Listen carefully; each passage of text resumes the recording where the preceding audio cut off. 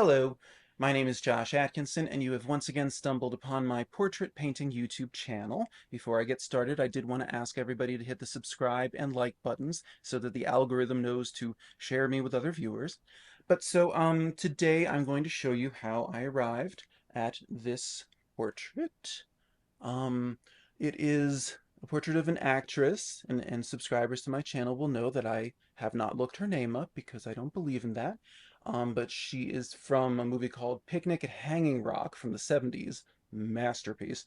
Um, yeah, I'm going to talk about conveying mood in a painting and show you how I got this done in the time lapse. So here is our source image, actress from Picnic at Hanging Rock. And here's our time lapse. This is a failed peony and peony bud that just did not uh did not work out. And I guess that first sketch-in didn't work out either. I can't remember why I didn't do the wipeout method with this. I think I wanted to see if it might be better if I just like drew it in, with a paintbrush and then tried to add elements on top of it once it was dry. I'm actually I said in the intro, I think, that I'm going to talk about capturing mood. Um, I was rather captured by a mood during this painting. I'm actually doing this in the wrong order.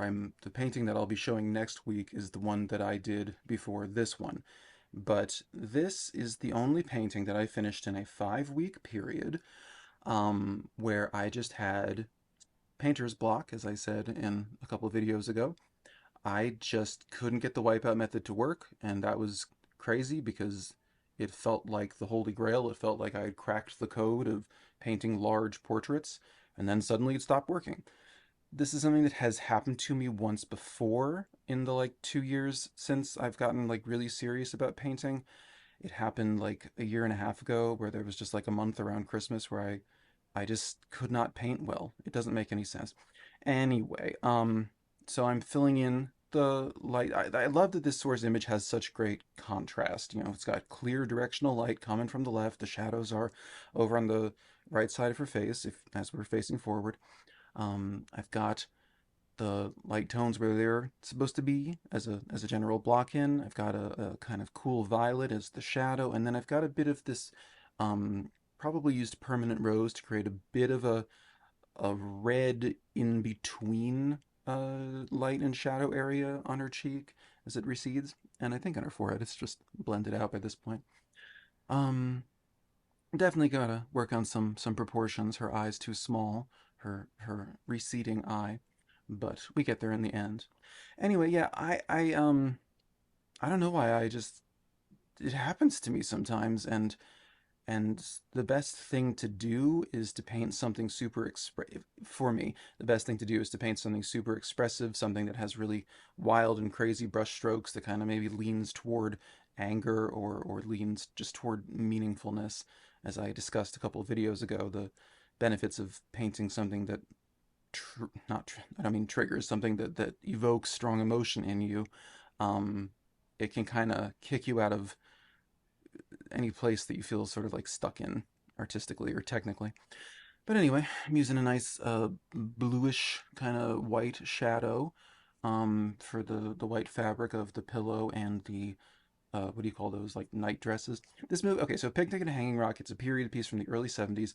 I'm obsessed with it. It's very much it's like I don't want to say surrealistic in like a David Lynch kind of way. I painted him last week. You can see him in the background. But it does have some of that mood of the uncanny. There are a lot of, I guess, just what's the word? Like inevitable but dangerous feeling things that happen in this movie and in the book, which is also excellent. Um, but yeah, it's a perfect movie for this period I was in because it's all about mood, and I was in a funk. Still don't know about what. But anyway, I kept failing every painting I was doing for 5 weeks, and that's really unusual. I try to finish at least 2 paintings per week. Um, and yeah, so I don't know. I don't really know why this one did work out, especially because it's not as wild and crazy in terms of color and brushstroke and texture as I Like if I had painted something like that, I probably would have broken out of my funk earlier, but I was being stubborn and I wanted to get this image. I have a lot of screenshots from this movie that I think will make for absolutely gorgeous paintings. The cinematography is insane. But anyway, as far as capturing mood, I did say I was going to discuss that. Not to not to sound glib, but it is largely down to the source image if you are working in this style, which for me is a more traditional kind of style. You can, if you get in closer, which I'll do in the outro, you can see that I do some interesting color stuff and I have some interesting brush strokes where I don't blend in the highlights. I just kind of leave them there. But ultimately, they all cohere. They all, yeah, and the highlights on the fabric, I don't blend those in either.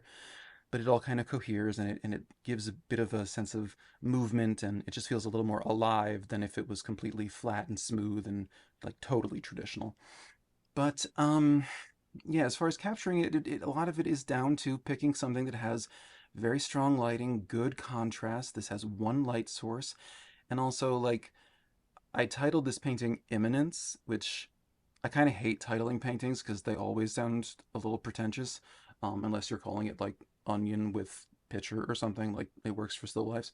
But the scene in this movie, I won't spoil it, but this girl is basically learning that her well-being is going to be not so well. Someone else has chosen their well-being over hers, and she's in a bad way. And I just thought that that kind of got conveyed. I'm really pleased with the emotionality in this final painting. So source image, but go for these nice, contrast and vibrant shadows and all that, and maybe that's how you arrive at mood. Anyway, this is the finished painting. It is an oil painting on an 11 by 14-inch canvas panel. So then, yeah, that's how I arrived at this portrait. You can see up close. There's interesting color transitions. There's um, some brush strokes that I could have blended in, but I didn't want to. So yeah, it's a bit more I don't know, traditional than like the brush strokes and color choices here or even here. But that's just what this painting wanted to be, and who am I to argue? I want to say thank you for the new subscribers. I think I'm up to 195. Once again, please do hit the subscribe and like button for the algorithm. And I guess that's everything I can say about this painting. If you enjoyed this video, please do check out last week's, which was about this portrait of David Lynch, talking about how to paint the profile. And that's about everything. So I will see you in 7 days with another portrait, and it's just going to be a wonderful world until then, at which point it will become a more wonderful world. Okay. All right. Bye bye.